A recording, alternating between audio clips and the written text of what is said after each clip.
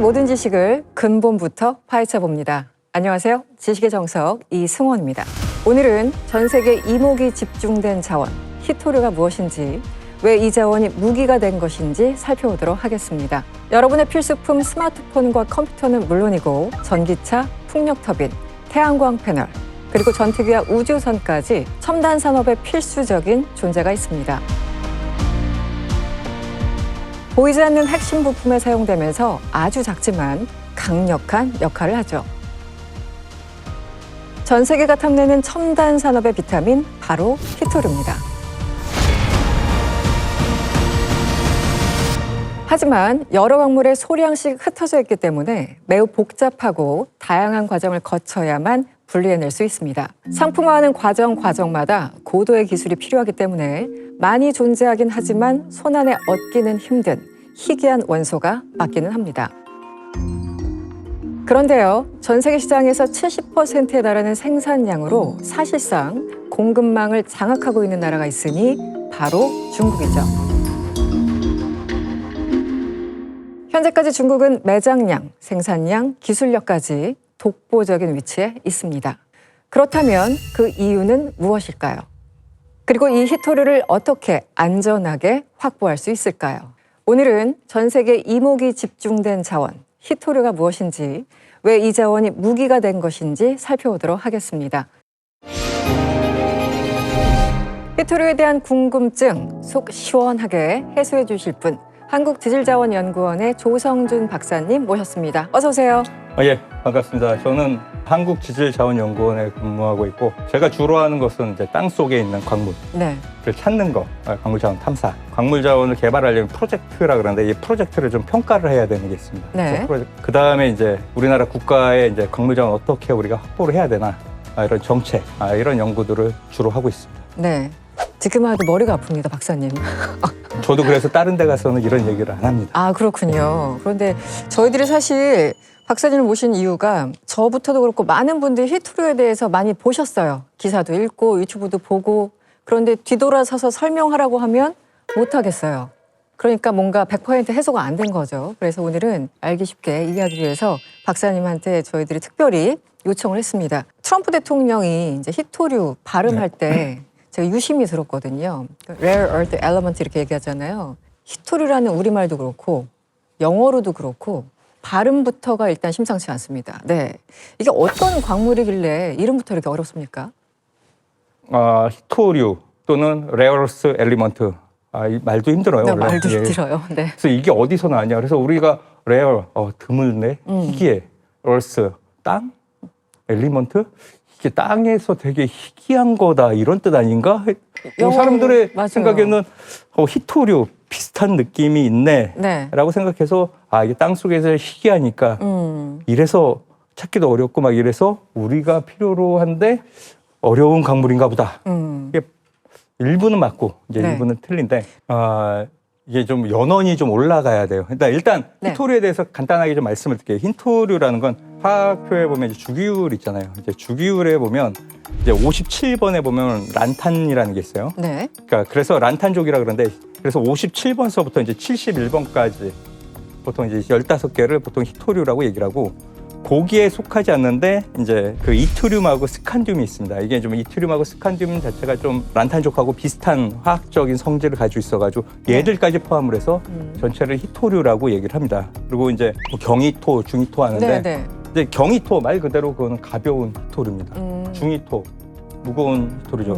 그 원자 번호가 왜 어떤 번호인지 아세요? 저한테 그런 것까지 물어보시면 안 됩니다. 네. 원자 번호라는 게 이제 원자 핵의 개수라고 생각하시면 돼요. 네, 원자 핵의 개수. 네, 원자 핵의 개수가 많아지면 많아질수록 무거워지겠죠. 그래서 이제 57번이라고 얘기하면 란탄족이라고. 그러면 이제 57번이면 원자 핵 57개라는 거고. 그래서 이제 보통은 57번서부터 한 64번까지 여기를 가벼운 히토류, 경히토라고 얘기를 하고. 그래서 65서부터 이제 71번까지 루테튬이라는 것까지 요거를 이제 중히토라고 얘기를 합니다. 저 이제 이해했어요. 지금 보니까 이 숫자에 다 의미가 있었군요. 의미가 있었습니다. 덩샤오핑이 처음으로 히토류를 언급했던 건 무려 92년이라고 하는데 저는 히토류라는 그 단어 자체를 10여 년 전에 들었어요. 10여 년 전이면은 사실 얼마 안 됐죠. 그러니까 그때 당시 이제 중국하고 일본하고 센가쿠 열도 분쟁이 맞아요. 있었는데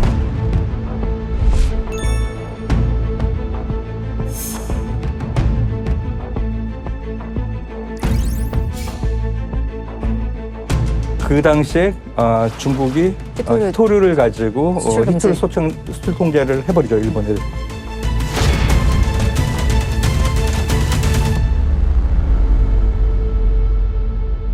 이 히토류라는 명칭은 대체 언제부터 시작됐는지 네. 여기서부터 말씀을 해주시면. 그러려면 이제 1700년대로 가야 돼요. 1790년대로 가면 네. 그 당시 이제 유럽에서는 이제 연금 수류라는 게 일때는 한참 있다가 네. 근데 이게 어떻게 보면 기초화학에 대한 베이스를 쌓아놨던 거예요. 그러면서 그런 화학 기술을 통해 가지고 새로운 광물들을 찾는 이런 것들이 많아졌는데 네. 그때 이제 이테르비라는 지역에서 검정색 강물을 하나 발견을 했는데 네. 뭐 이름이 그 칼 악셀 아레니우스라는 사람이더라고요. 저도 처음 알았어요. 이거를 갖다가 이제 자 그럼 여기 뭐가 있는지 새로운 게 뭐가 있는지를 분리를 하려면 어떻게 하냐면 이 돌을 갖다 다 깨요. 네. 다 깬 다음에 다 부셔. 그래서 분말로 만들고 나서 여기다가 산성이 굉장히 강하다고 하는 황산이나 내지는 알칼리가 강한 염기성이 강한 이런 액체를 가지고 집어넣으면 특정한 광물들은 이제 그게 녹아나요. 네. 주로 금속들이 이제 녹아내는데 그리고 남는 거 있잖아요. 네. 근데 요거 안 녹아지는 이건 뭐지? 얘네들은 뭐야? 뭐지? 네. 해가지고 다시 얘를 이제 온도를 높입니다. 이게 용융이라고. 온도를 또 높이면 이게 산소가 결합되는데 네. 산소가 결합돼서 만들어진 이걸 보통 산화불이라고 얘기되는데 네. 이러면 여기다가도 또 다시 황산이나 이런 걸 막 집어넣어. 그래서 또 분리를 하는데 그래도 안 돼 갖고 남아 있었던 것들이 있는 거예요. 그래서 이거를 그 당시에는 레어하다라 그런 거예요. 야, 이게 드물게 분리가 안 되네? 그런데 드물게 분리가 안 되는 산화물, 이게 레어얼스였던 거예요. 이제 처음 알았어요. 네. 그랬는데 이거를 그러다가 나중에 알았죠. 이거를 분리할 수 있는 기술이 있어갖고 막 분리를 해보니까 여러 개 광물들이 있더라. 그 중에 하나가 이제 이트륨이라는 게 있었고, 네. 그다음에 테르빔이라는 게 있었고, 네. 에르빔이라는 게 생깁니다. 네. 제가 진짜 존경하는 사람들이 과학자들이거든요. 네.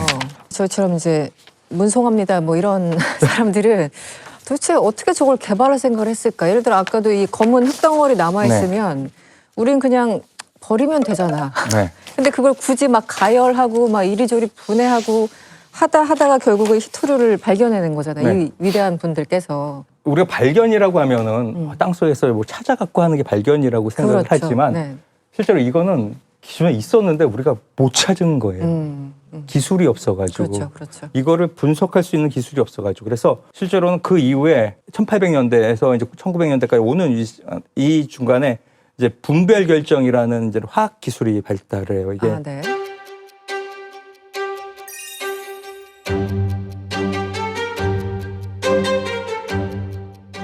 이거는 이제 이게 녹여낸 다음에 온도를 높였다가 이제 온도에 따라 가지고 어떤 광물들이 조금씩 이제 결정화되고 석출된다 그러는데 분석 기술이 발견이 되면서 그걸 통해 갖고 해다 보니까 하나하나. 있었네 네, 몰랐던구나 하면서 이것들을 발견해낸 거죠. 네.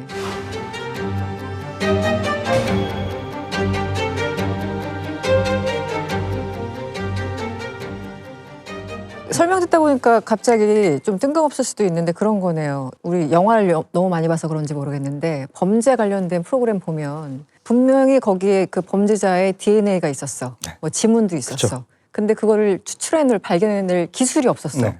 나중에 기술이 개발돼서 다시 그 증거물을 파헤치다 보니까 이거 네. 그래서 이제 범인 잡고 뭐 이런 것들이 요즘 뭐 많이 발생하지 않습니까? 네. 기술 개발에 따라. 그러니까 어쨌든 그 검정색 덩어리는 그 자리에 있었고 다만 인간이 기술 개발을 하다 보니까 그걸 하나하나 추출 혹은 분리해낼 수 있는 기술력까지 올라왔다. 그래서 어쨌든 우리가 지금 17개까지 발견했다. 이 정도로 이해하면 될까요? 그 정도 되면 이제 중학생은 이해할 수 있어요. 중학생까지. 네. 진짜 많이 올라왔어요. 네. 13세에서 시작해서 네. 지금 한 네. 16세까지 올라왔습니다. 네. 네. 박사님, 우리 천문학에서 보면 별을 딱 발견했어. 그러면 그 과학자 이름 따거나 뭐 이렇게 되잖아요. 지금 아까 말씀하신 뭐 스칸디움, 이트륨 이거 이름이 참 어려운데요. 네. 대략적으로 이 원소들은 어떻게 이름을 네, 명명하나요? 이게 여러 가지 방법이 있는데 네. 발견 장소라든지 발견자라든지 또는 그리스 신화라든지 내지는 그리스어에서 뭐 이렇게 그리스 되는데 그러면 여기 이테르비에서 나왔으니까는 이거로 이름 붙이자 해서 그게 이제 이트리움, 네. 이터비움 네. 있고 에르비움 있고 테르비움 이렇게가 있어요. 그다음에 이제 스칸디나비아 사람이 발견한 게 있어요. 네. 그래서 이제 자기 나라를 좀 어떻게 그렇죠. 좀 올려주고 싶다. 하고 싶죠. 내재했고, 네. 근데 자기 나라의 고대 이름이 툴레라고 있어요. 네. 툴레에서 이름을 따서 이제 톨륨이라고. 그런 식으로. 네. 네. 리움을 붙이는 게 원래 금속 전미사예요. 리움은. 네. IUM을 붙이는 게. 그다음에 이제 알겠습니다. 네오디뮴이라는 거하고 프라세오디뮴, 토행성이 세레스라고 있는데 네. 이거에 따라서 세륨이라고 한 것도 있고 가돌리늄이라고 있어요. 그러니까 가돌리님이 이제 최초로 페르비아에서 이제 광물을 발견한 사람인데 그래서 이 사람 이름 따라서 이제 가돌리님이라는 게 있고 하나리움은 이제 이게 러시아 관상 기술자인데 이 사람이 최초 발견해서 이름 따가지고 사마류. 네. 어렵죠. 네. 너무 깊이 들어가시면 미궁에 빠집니다. 네. 네. 박사님 여기까지 이 듣고요. 정도. 네. 어쨌든 17개 지금 이름이 어떻게 명명됐었나 그리고 언제부터 어디서 발견됐나 대략적인 이제 역사를 네. 짚어주셨고 히토리오 도대체 얘네들은 뭐 하는 아이들이길래 이렇게까지 각광받는 물질이 됐나 어떤 친구들은 뭐 엑스맨에서 뭐 아담한티움 뭐 이런 거랑 네. 비슷한 거예요 혹은 그것보다 강력한 거예요 뭐 이렇게 질문도 하는데 이 물질들이 갖고 있는 힘이랄까요 역할 기능을 좀 간단하게 한 문장으로 일단 정리해 주시면 어떻습니까? 산업계의 비타민? 네, 비타민. 네. 그러니까 히토류가 갖고 있는 굉장히 특징적인 성질들이 있어요. 이게 나중에 이제 좀 복잡하게 화학으로 들어갈 건데, 근데 이제 이 성질이 기존에 있었던 것들을 대체할 수 있는 성질이 돼버렸던 거예요. 어떤 거냐면, 네. 예를 들어 영구 자석이다라고 하면 네. 우리가 영구 자석이 이전에도 많이 있어요. 철 기반으로 페라이트라는 것도 있고, 이거 많이 들어봤어요. 네. 알루미늄하고 니켈하고 코발트 만든 알리코라고 있었는데. 자석에서 제일 중요한 건 뭐냐면 자력이거든요. 네. 자력이 세야 되잖아요. 그런데 히토류에 있는 이 NdPr을 봤더니 굉장히 조금 있는데도 자력이 엄청나게 센 거예요. 이게 네. 자력이 엄청나게 세죠. 네.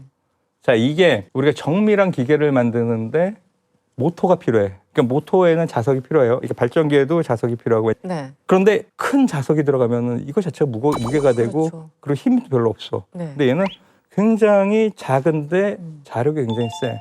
힘도 세고. 그러니까 이걸 네. 쓰는 거죠. 예전엔 똑같이 자석을 썼어도 예를 들어 2A짜리 건전지 하나가 필요했는데 이젠 3A 조그만 거 필요하고 더 그죠. 작아서 그런데 힘은 훨씬 더 강력하고 이게 바로 이제 히토류의 어떤 강력한 힘이 그리고 뿐만 아니라 네. 이 크기가 자석의 크기가 작아지죠. 크기 자체가. 크기가 작아지면은 그러면은 그러니까 예를 들어 뭐 우리가 이제 드론이나 이런 거에다도 모터 들어가는데 네. 거기 이게 무게가 큰 모터 쓰는 안 거하고 되죠. 가벼운 모터 쓰는 거하고 이거 네. 당연히 가벼운 모터 써야죠.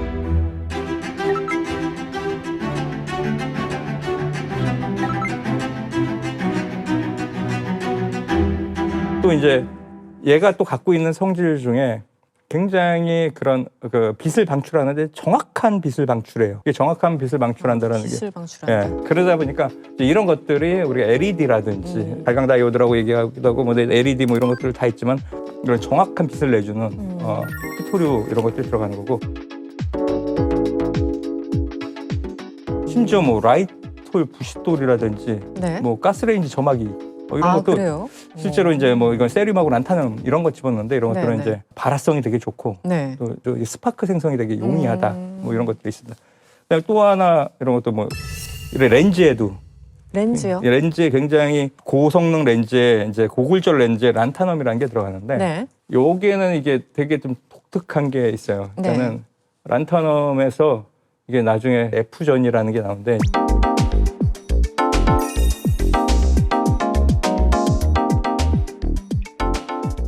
F전이라는 것 때문에 실제로는 정확한 색깔들이 나오고 발현되는 건데 F전자가 없어갖고 얘는 색깔이 안 나와. 네. 그래서 고투명성이 유지가 돼요. 그래서 이게 오히려 렌즈에 네. 들어가는 뭐 이런 것들이 있죠.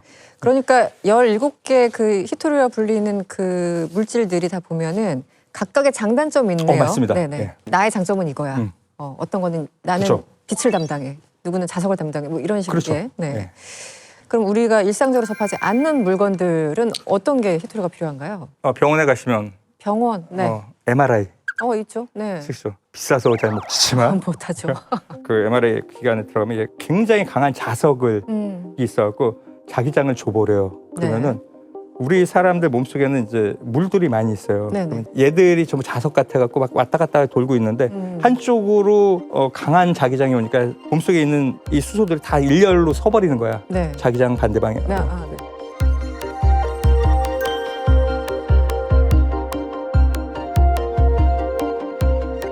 여기에 이제 가돌리늄이라는 게 있어요. 가돌리늄이라는 게 조용제, 우리가 그러니까 MRI 찍기 전에 조용제 맞아요, 이게 뭐냐면 이게 이제 약간 자성을 가지고 상자성 자성을 좀 가지고 있어가지고 수소가 왔다가 다시 돌아갈 때 네. 이런 시간들을 굉장히 빨리 만들어줘가지고 그런 것들이 실제로는 이제 MRI 영상에서는 굉장히 선명하게 이런 결과들이 나오게 만들어주는 역할을 해요. 그래서 이제 가돌리늄 같은 경우는 네. MRI 조용제 이런 데 네. 쓰이고 병원에 가면 많이 볼 수 있다. 뭐 볼 수는 없지만 하여튼 있다. 저도 본 적은 네, 없어요. 네. 병원에 온갖 장비들. 들었지. 저도 본 적은 없습니다. 네. 중국이 전략 광물인 히토류에 대한 통제를 더욱 강화했습니다. 중국의 히토류 수출 통제 방침에 도널드 트럼프 미국 대통령이 격분했습니다.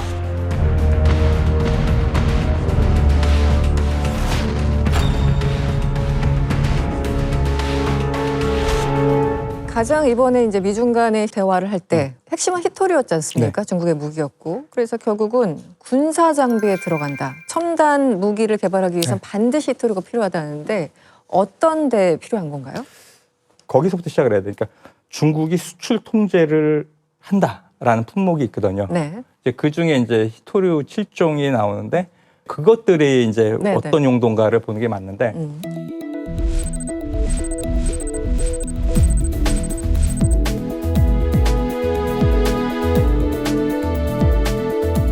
그중에 이제 하나가 이제 사마리움이라는 게 있어요. 사마리움.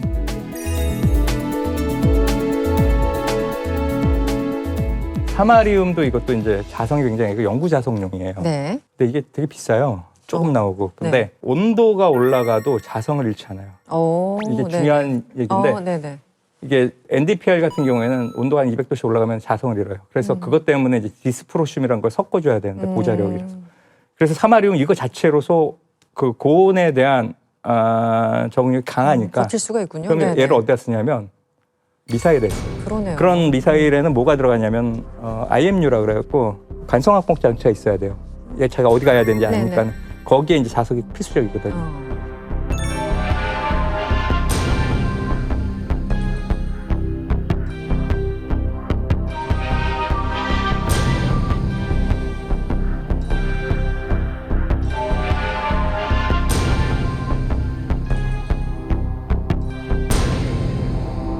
반도체는 어떻습니까?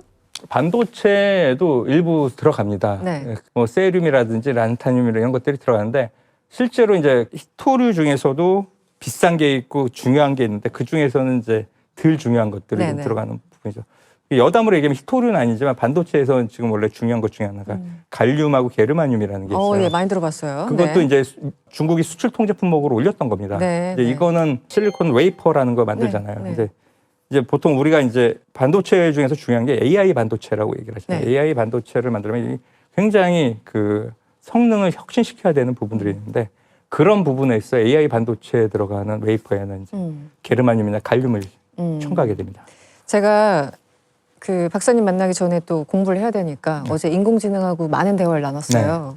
그래서 인공지능에는 반도체가 필요하고 이 반도체에는 이 히토류가 필요한 거야? 라고 질문했더니 반은 맞고 반은 틀려 네. 라고 얘기를 했어요. 그래서 정확하게는 반도체가 아니라 그 반도체를 만드는 장비에 맞습니다. 필요해. 지금 뭐 웨이퍼도 그 답안지 중에 나왔었던 네. 단어고요. 그래서 어쨌든 이게 다 연결이 되더라고요. 네, 반도체에서. 맞습니다. 실제로 근데 반도체에 굉장히 많은 광물이 들어가요. 네.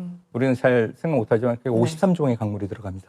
전체 공정에서. 네. 그러니까, 생각하고 싶지 않아요. 네. 그러니까 뭐 히토류가 안 들어간다 그러면 이상한 거죠. 네. 53개죠. 네. 알겠습니다. 가장 이제 궁금한 건 히토류가 이제 중요한 거 알겠어. 뭐 고열, 뭐 자석 이들의 강점은 이제 알겠는데 이게 자연 곳곳에 엄청나게 묻혀 있다고 하는데 기술력이 있어야지만 가능한 거기도 하고 지금 전 세계적으로 조사에 따르면 어느 지역에 조금 더 편중돼 있나요? 전 세계적으로는 지금 이제 제일 많은 데는 이제 중국, 중국. 그다음에 뭐 미얀마 같은 데도 많이 있고 그다음에 브라질에도 있고 북미에도 있습니다. 미국에도 있고 호주에도 있고 그래서 전 세계적으로는 한 9천만 톤 정도 매장돼 있다고 지금 얘기는 나오는데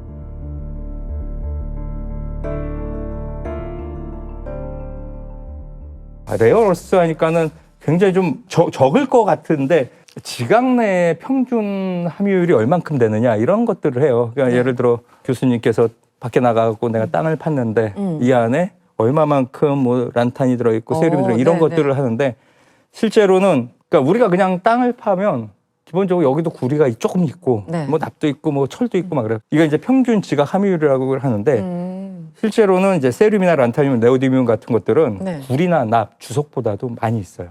그렇게 많아요?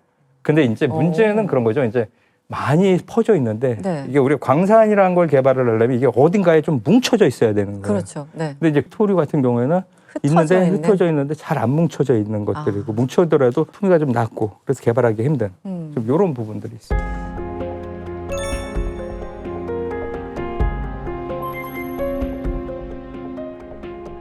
이게 많이 탐사돼 있거나 조사돼 있지 않기 때문에 근데 그래도 그나마 이제 구체적으로 수치 제시하는 게 9천만 톤인데 그래서 그런지 북한 같은 경우에 갑자기 지난 2014년인가요? 노동신문에 우리 매장량 세계적이야 라고 주장했어요.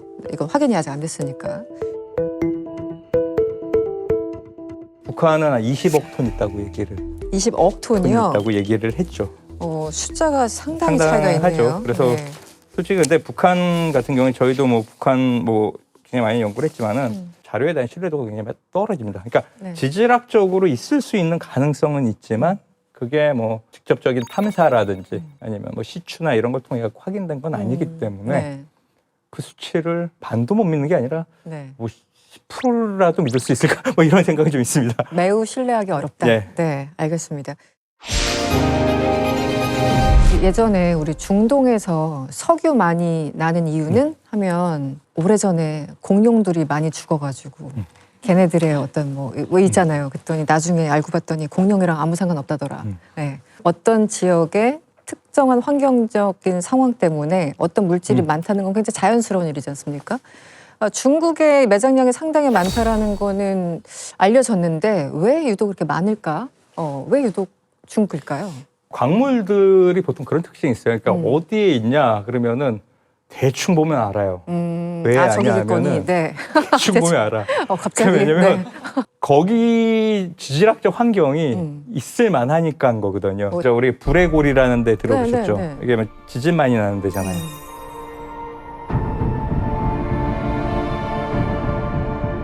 이런 지진 많이 나는 데는 뭐 많이 생깁니까? 마그마 생기고 용암물 오르죠. 보통 우리는 이제 광물은 시작은 이제 마그마부터 온다고 생각을 해요. 마그마부터 와서 이게 마그마에서 이제 광물을 끌고 왔는데 이게 어떤 데는 구리가 많은 광물이 나오는 데도 있고 어떤 데는 히토류가 많은 데도 있는 거죠. 이제 그런 게 이제 특징적인 지질학적인 위치가 이제 그런 걸로 결정을 하고 그런 다음에 이게 어딘가에 또 잘 뭉쳐져야 돼요. 모여야 돼. 이제 이런 것들이 중국이라든지 이런 데에 좀 지질학적 환경이 그런 것들을 맞춰줬다라고 하는 게 맞을 것 같고요. 한편으로는 또 그것도 있어요. 그러니까 중국이 많다고는 하지만 실제로는 또 많이 안 찾아서 모르는 것도 있어요. 전 세계적으로도. 그러니까 거기는 또 많이 찾으려고 했었고 굉장히 큰 광산이 생겨가지고 그런 부분들이 있었던 게 있고 중국이 다냐 하면은 맨 처음에 그 히토류를 제일 많이 생산했던 나라는 미국이었어요. 그다음에 호주였고. 근데 이제 걔들은 주로 경히토류였어요. 그러니까 지금은 이제 중히토라는 게 굉장히 중요한 이슈가 됐는데 지금 중국에서 중히토라고 얘기되는 거는 이온 흡착형 클레이라고 해요. 그러니까 흙이야. 진흙인데 여기에 히토류가 많은 거예요.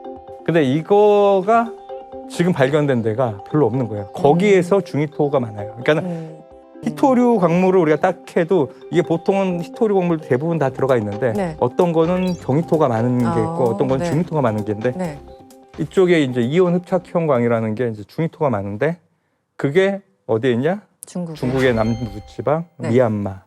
그다음에 이제 베트남에 있다라고 얘기되고 그래서 그거를 지금 현재 생산하고 있는 데가 중국하고 미얀마고 그다음에 그거를 처리하고 있는 데는 또 중국밖에 없고 그리고 지금 2024년부터 생산 들어간 데가 브라질의 이온 흡착형 광에서 근데 이제 거기도 생산을 했지만 그거를 소재하기 위해서 어떻게 가? 중국을 가야죠. 중국으로 다 보내주고 있죠. 중정 과정에서. 네. 네. 이게 사실 이제 석유도 그렇고 매장량과 생산량은 좀 다른 개념이잖아요. 석유도 그렇고 천연가스도 그렇고 기술에 따라서도 다르긴 한데 전 세계 히토류 생산량과 매장량을 조금 더 구분해서 말씀을 좀 해주실 수 있나요?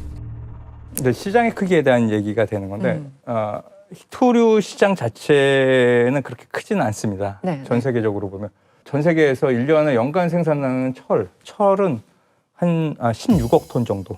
구리는 한 800만 톤. 그런데 히토류는 39만 톤. 생산량이요? 생산량이 39만 톤. 그러니까 시장 규모 자체는 네. 다른 광물에 비하면 굉장히 작은 거죠. 네. 그러니까는 그래서 비타민이라는 얘기가 나오는 거죠. 그러네요. 그러니까 주식은 네. 아닌 거죠. 그렇죠. 근데 이제 네. 이게 문제는 공급망의 독점이라는 얘기하고 같이 얘기돼야 될 것 같아요. 그게 지금 이제 중국이 전 세계 히토류 생산량의 대부분을 지금 차지하고 있고 광물의 생산보다 더 중요한 게 광물을 가지고 이것들을 하나하나씩 다 분리를 해가지고 원소화로 해서 네. 이걸로 화합물 만들어줘야 돼요. 네네. 그런 다음에 자석 만든 사람들 이거 가져와서 자석 만들고 액정 만든 사람 이거 가져가서 액정 만드는데 이렇게 산화물로 이렇게 만드는 때까지 이 공정 네. 그걸 다 중국이 갖고 있습니다. 거의 뭐 90% 이상. 예, 특히 아까 말한 경이토, 중이토 있는데 네. 중이토가 중위토가.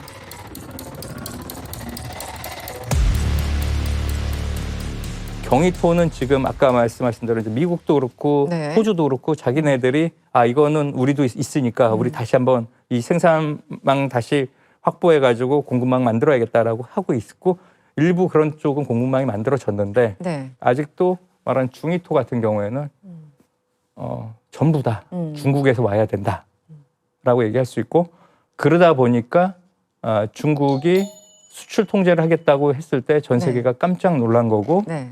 트럼프도 가갖고 결국에는 야 그러지 말고 1년 유예해 뭐 이런 얘기가 나온 거죠. 네. 네. 박사님 중국에 경이토, 중이토 그중에서 중이토가 많다고 하는데 그리고 중요하다고 말씀 주셨는데 왜 중요한 건가요? 중국엔 경이토도 많습니다. 경이토도 많고 네, 둘 다 많아요. 경이토도 많고 네. 중이토도 많은데 중이토는 또 비타민의 비타민이에요, 솔직히는. 그 정도로 중요합니까? 아니 네. 그 정도로 조금 쓰여. 아. 많이 쓰진 않아요. 그러니까 예를 들어 연구 자석에 NdPr이 100일 쓰면은 100이 필요하면 이거를 보자력을 위해서 원래 디스프로심하고 테르비움을 쓰는데 이건 10대 1 정도 쓰죠. 네. 그런데 필수적이니까.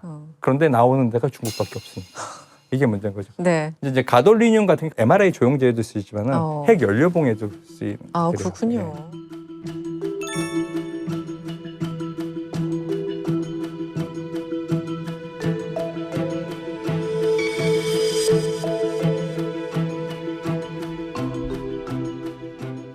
그 박사님 히토류가 가진 어떤 그 독특한 성질이 4F?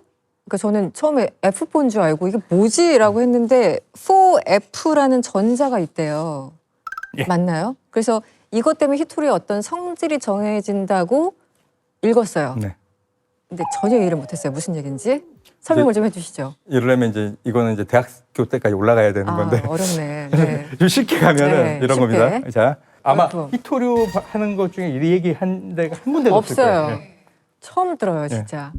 자, 우리가 보통 이제 원자라는 걸 보면은 양성자가 있고 중성자가 있고 네. 그다음에 전자가 있어요. 그렇죠.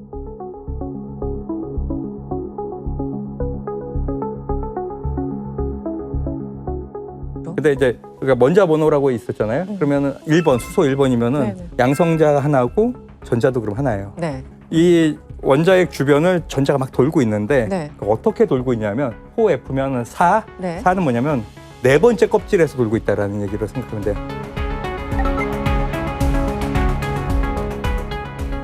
그러면 첫 번째보다는 좀 멀리 있는 거죠. 네네. 자, 네 번째 껍질에서 도는데 이제 껍질은 알았죠? 네, 이제 알았어요. 포는- 네, 자, 네 그러면 번째다. 문제는 저 F라는 거예요. 그러니까 그 오비탈이라 궤도가 있어요. 네. 그러니까 전자가 도는 궤도를 얘기하는데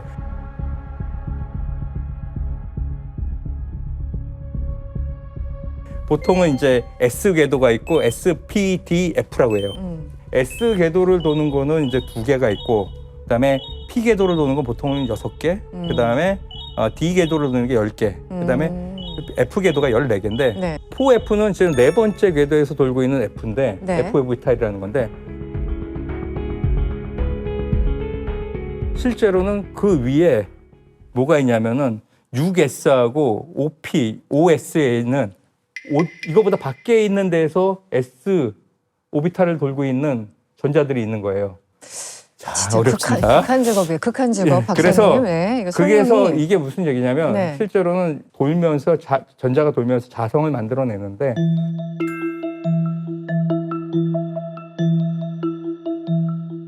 실제로는 얘가 바깥에 있었으면은 다른 거에 영향을 많이 받을 텐데 이 안쪽에 있어가지고 이게 영향을 덜 받아가지고 자기 자성을 가질 수가 있는 거예요.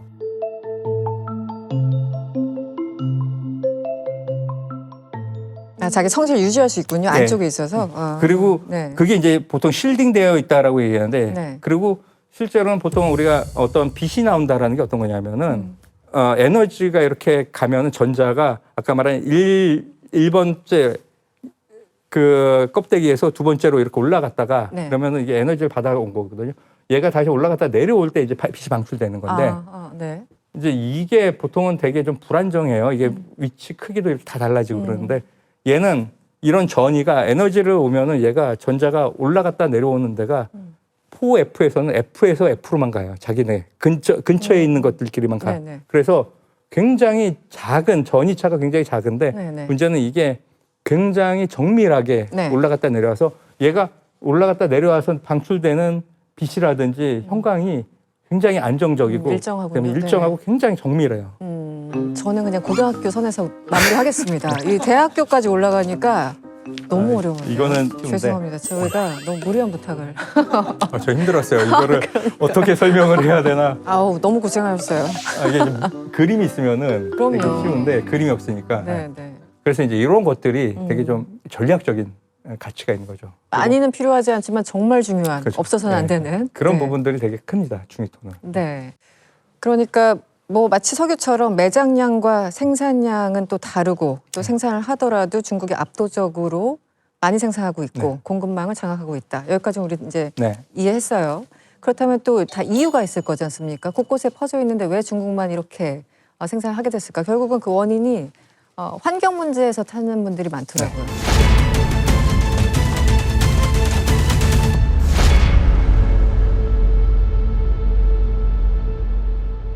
그 환경적으로 어떤 그 문제가 있는 건지 설명을 해주시면 어떻습니까? 네. 일단 광물을 우리가 생산해서 금속까지 나오는 일반적인 예를 한번 드려볼게요. 네. 예를 들어 우리가 구리를 생산한다고 얘기를 하면 보통 이제 그런 얘기, 품위라는 얘기 들어보셨어요? 품위. 그러니까 뭐 모르겠어요. 우리가 광산을 개발할 때 광물이 있는데 광물을 찾았어요. 그거를 이제 아까 막 광상이라는 걸 찾아가지고 네. 그래서 광석을 캤어. 네. 광석을 캤는데 광석이라는 걸 캤더니 야, 품위가 1%야. 뭐 이런 얘기를 해요. 품위 1%. 그럼 어떻게 하면 우리가 1톤을 캐면은 10kg 있는 게 1%죠.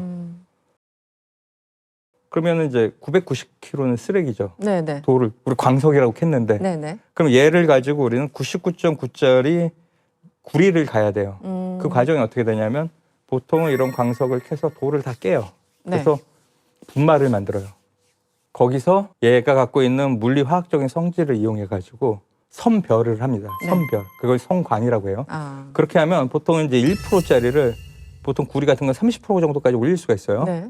그 품위가 30%로 올라가는 거야. 이제 우리가 이 결과를 보통 정광이라고 얘기를 하는데 네. 이걸 가지고 재련소에서 이제 고루에다 집어넣어가지고 뭐 석회석 이런 거 넣고 녹여가지고 그래서 이제 구리를 이제 99점짜리 만들어가지고 정련해가지고 99를 만드는 게 일반적인 광산에서 네. 금속이 나오는 과정인데 네. 얘는 그게 안 돼요.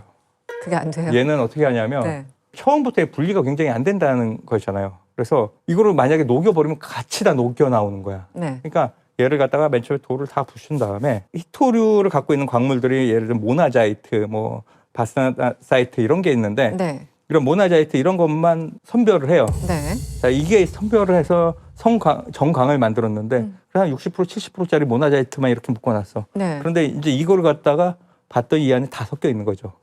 이제 이 다음 단계가 얘는 필요한 거예요. 네. 이게 이제 분리 정제라는 건데 네. 뭐 이온 수지 교환법이라는 게 있어요. 또 내지는 용매 추출법 이런 것들이 네, 있는데 그 원소 간의 성질이 거의 비슷비슷하기 때문에 네. 이게 잘 한 분리가 안 번에 분리가 안 되는군요. 되고 네. 한 번 그런 프로세스를 거친 다음에 또 한 번 돌리고 또 한 번 돌리고 또 해갖고 조금씩 해야 돼. 그래서 이거를 100단에서 뭐 수백 단까지 네.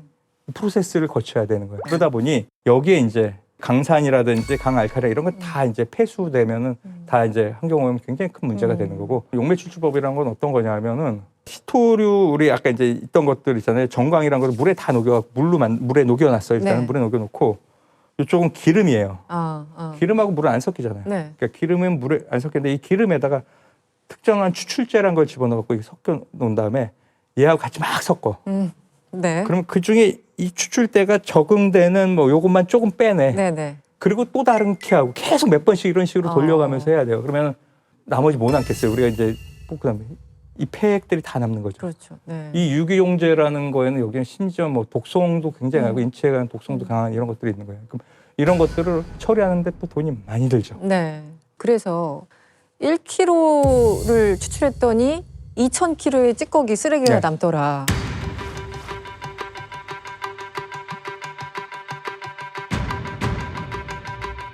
그런데 그 과정에서 또 이게 과정만 복잡한 게 아니라 사람 인체에 굉장히 해로운 뭐 산이나 황산이 필요하고 처리하기도 있어요. 방사능도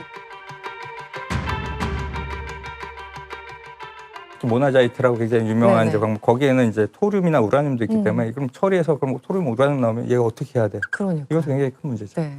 그래서 실제로는 이제 미국하고 호주에서 생산을 하다가 네. 못하게 된 거죠. 실제로 이제 1990년대 되면서 중국이 이제 많은 광물들을 수출을 합니다. 네. 그래서 그때 우리나라도 문제가 있었죠. 우리나라 그때까지만 해도 성동광산이라는 데 텅스텐을 생산하고 있었는데 네. 중국이 값싸게 내고 있으니까 가격 경쟁을 못했죠. 그래서 그때 문을 닫았죠. 폐쇄하고. 그러니까 마찬가지로 값싸게 히토류를 내는데 미국에서는 지금 문제도 되게 많이 생겨오고 있고 소송 막 걸리고. 소송 걸리고 막 네. 이랬는데 거기다가 가격 경쟁은 되진 않고 결국에는 이제 미국에 있는 광산들이 문 닫고 그러면서 전체적인 주도권은 이제 중국으로 하는. 호주도 네. 똑같은 상황이었고. 네네.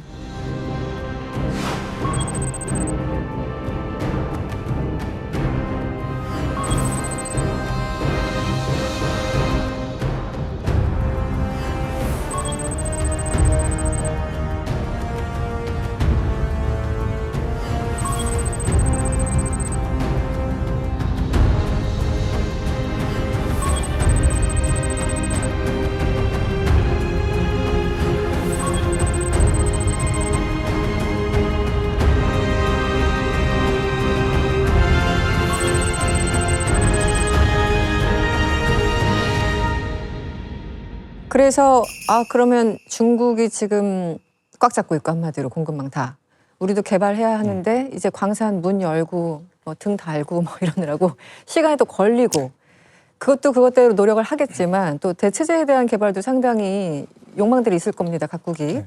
어떤 게 있을까요? 히토류가 너무 압도적이어서 과연 대체제가 있을까? 이런 생각도 드는데요. 그러니까 이게 결국엔 끝까지 온 기술이잖아요. 네. 이게 무슨 얘기냐면 다른 걸 대체해가지고 이게 그렇죠. 성능이 네. 너무 좋아가지고 네, 이걸 네. 쓸 수밖에 없는 상황까지 왔기 때문에 네. 솔직히 말씀드리면 이거를 대체하기가 쉽지 않은 거죠. 새로운 광물 하면 뭐 부피가 커진다라든지 내지는 뭐 무거워진다던가. 성능이 좀 떨어진다든지 네. 이런 거일 수밖에 없는 거예요. 근데 이제 그럼에도 불구하고 지금 이제 하는 것 중에 하나가 이제 디스프로슘이라는 게 있어요. 디스프로슘? 네, 디스프로슘. 이거 네. 이제 이것도 수출 통제 품목 중에 하나인데 이건 네. 중히토인데 NdPr이라고 얘기되는 네오디뮴 플러스오디뮴으로 자석을 만들면 이게 한 200도씩 올라가면 이게 자성을 잃어버려요. 200도요. 예, 이게 네. 이제 모터가 돌면은 이제 온도가 올라가잖아요.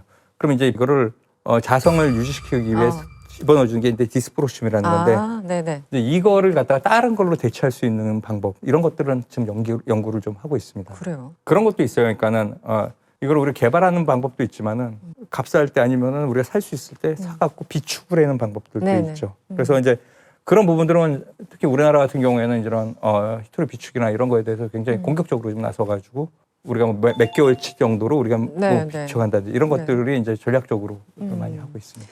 당장 테슬라 같은 경우도 거기 뭐 전기차 회사인데 더는 히토류 자석을 사용하지 않겠다.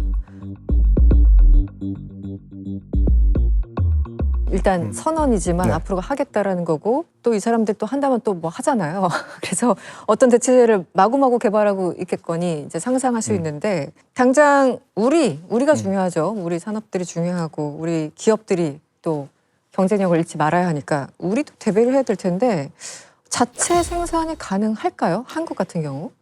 일단 우리나라에도 희토류가 있긴 있습니다. 네. 이제 홍천하고 충주쯤에 있는데 근데 실제로는 이제 개발하기 쉽지 않아요. 일단은 그러니까 경제성이라는 측면 자체가 그렇죠. 있고 또 하나는 우리는 이제 주민 수용성이라는 게 문제가 있어요. 광산을 개발하게 되면 그렇죠. 환경 문제. 그렇죠. 이게 워낙에 우리가 좁은 나라다 보니까는 사람들이 안 사는 데가 거의 그렇죠. 없기 때문에 네네. 그래서 이게 전략적 자산으로 일단은 이렇게는 남겨두고 있는 거고 그리고 이제 저희가 하는 방법 중에 이제 외국에 가갖고 협업을 통해 갖고 다른 나라하고 이렇게 하는 예를 탐사들 들어 많이 하고 뭐 있습니다. 호주나 뭐 이런. 호주도 있을 네. 수 있고 저희 뭐 지금 베트남에 가서 베트남. 지금 저희가 ODA 사업으로 베트남에다가 희토류를 분리 정제할 수 있는 이런 네. 연구소 그런 거 연구하는 연구소를 지어주고 있거든요. 베트남에요? 네. 오, 그래서 이제 네. 그런 거를 통해 가지고 거기서 네트워크가 만들어지고 거기에서 이제 기회가 생길 수가 있는 거죠.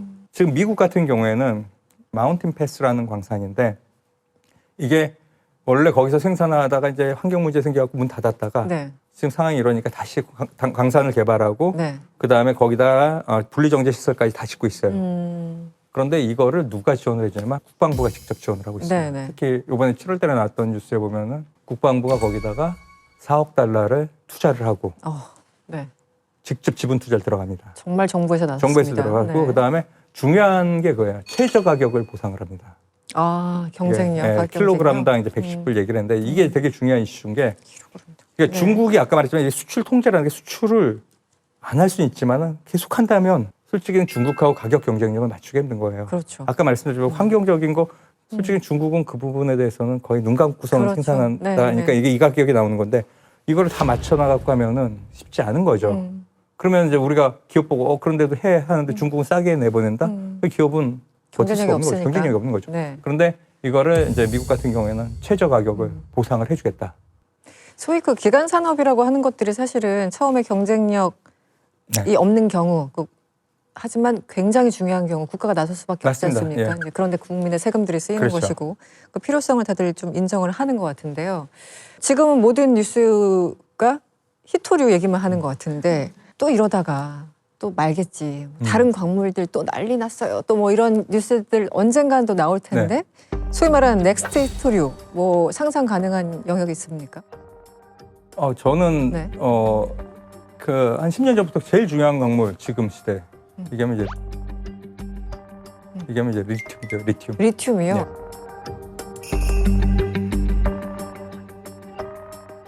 리튬도 사실 작년까지 굉장히 뉴스에 그러니까 많이 나왔는데. 맞습니다. 근데 이제 네. 지금 이제 리튬이 필요한 것들은 실제로 이제 전기차 때문에 그랬던 아, 거예요. 그래서. 전기차 수요가 엄청 네, 나는데 지금 이제 리튬 이제 전기차가 이제 캐즘이라 그러죠. 이제 네, 전기차 네. 수요가 워낙에 작아지다 보니까 네. 리튬 가격도 굉장히 많이 떨어진 상황이에요. 그런데 IEA에서 보고서 보면은 2023년 대비 2040년대는 9배가 필요하다. 이거는 9배요? 탄소 중립을 실현하기 위해서는 전기차로 가는 게 그렇죠. 궁극적으로는 갈 수밖에 네네. 없는 거고 그 다음에 이제 자율주행차로 갈 때 솔직히 내연기관차는 자율주행차 못합니다. 네.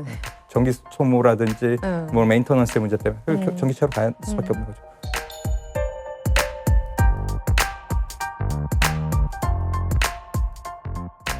지금 또 하나 이제 이슈가 되고 있는 것들이 우라늄입니다. 네네.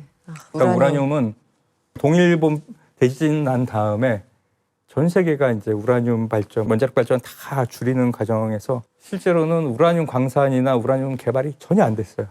거의 10년 동안. 지금 근데 중국에선 공격적으로 지금 원전을 짓고 있고 네. 지금 전 세계가 다시 원전을 지으려고 노력을 되게 많이 하고 있죠. 그러다 보니까 이제 우라늄 가격도 실제로 한 5년 전에 파운드당 한 20불 하던 게 지금 80불, 70불, 80불 정도까지 올라가고 있고. 4배가량. 네. 그래서 이제 우리나라는 원자력 발전소 많잖아요. 전 세계 5위인데 우라늄에 대한 공급망이 전혀 없어요. 그렇죠. 완전히 의존하고 있죠. 유일한 나라입니다. 네네. 네. 그러니까 이게 굉장히 큰 문제예요. 우리가 변환 농축 기술을 못 하거든요. 한미의 원자력 협정인데 요번에 지금 한미 원자력 협정 개정하는 가장 이슈가 그거고. 그랬었죠. 이제 네. 이게 되면은 우리 입장에서도 지금 빨리 그런 선행 핵주기라고 얘기되는 그러니까 우라늄 원료를 확보하는 이런 것들을 해야 됩니다. 어쨌든 이번에 그 관세 협상을 통해서 상당히 그 진일보된 결과가 나오기를 좀 그럼요. 기대를 해야 될 것 같습니다. 네, 끝으로 지식의 정석 한 줄 정리 부탁드립니다. 박사님에게 희토류란? 애증입니다. 애증. 네. 네, 너무 확 닿았어요, 지금. 네. 너무 필요하고 필수적인데 실제로는 이게 시장 규모라든지 이런 것들이 솔직히 자원을 하는 사람 입장에서 이걸 꼭 해야 되니 말아야 되니 이런 것들에 고민이 되는 네. 건물이에요. 그런데 이게 그러다 보니까 이런 부분들은 이제 국가가 나서가지고 시장도 만들어줘야 되고 네. 시장을 보호해줘야 된다. 그런 부분들이 애증이라고 애증이 얘기할 됐다. 수 있을 것 같아요. 사실 희토류에 대해서 대충 나는 알지도 몰라요. 나는 아는 것 같아. 이런 느낌으로 있었는데 오늘 박사님 설명 듣고 한 발 더 나아간 느낌입니다. 네. 더 어려워지신 건 아닌지. 아닙니다. 아니고요. 확실하게 저 이해했어요. 네. 네. 오늘 고맙습니다. 예, 감사합니다.